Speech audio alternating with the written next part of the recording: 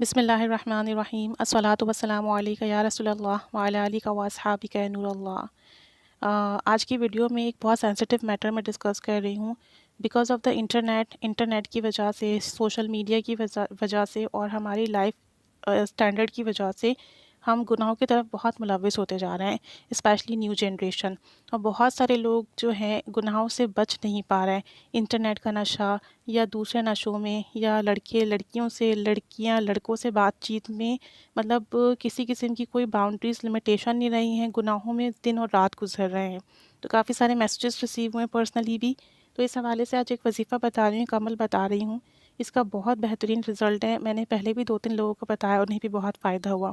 اگر آپ میں یا آپ کے کسی اپنے میں اس طرح کی کوئی آپ پرابلم دیکھ رہے ہو، کوئی خامی، کوئی عیب، کوئی گناہ جو وہ چھوڑنا چاہتے ہیں اور چھوٹ نہیں رہے ہیں، تو اس کے لیے نماز کے بعد ایک تسبیح پڑھنی ہے، اول آخر 11 مرتبہ درود پاک، اور درمیان میں سبحان اللہ، سبحان اللہ، سبحان اللہ، یہ ایک تسبیح کی پڑھنی ہے۔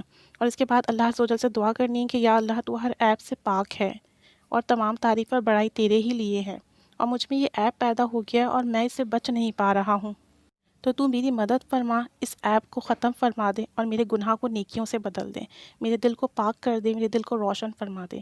انشاءاللہ اس کی برکت سے کچھ ہی دنوں میں دیکھیں گے کہ گناہوں سے دل برا ہو جائے گا، نیکیوں کی طرف دل راغب ہوگا۔ انشاءاللہ اس کی برکت سے گناہوں سے مطلب بالکل کنارہ کشی ہو جائے گی، دل پاک و صاف اور روشن ہو جائے گا، اور نیکیوں پر دل آمادہ ہو جائے گا۔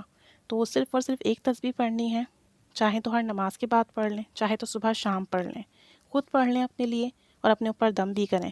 اگر خود نہیں پڑھ سکتے تو جو پڑھنا چاہے کسی دوسرے کے لیے، والدین بچوں کے لیے یا بہن بھائی کے لیے، تو وہ پڑھ کر تصور کر کر دم کرے اور دعا کرے۔ اللہ عز و جل نے چاہا تو گناہوں بھری زندگی سے نجات ملے گی، تمام عیبوں اور خامیوں سے پاک و صاف زندگی ہوگی، قلب روشن ہوگا، قلب سے گناہوں کی سیاہی مٹے گی، اور اللہ عز و جل کی قربت اور محبت نصیب ہوگی۔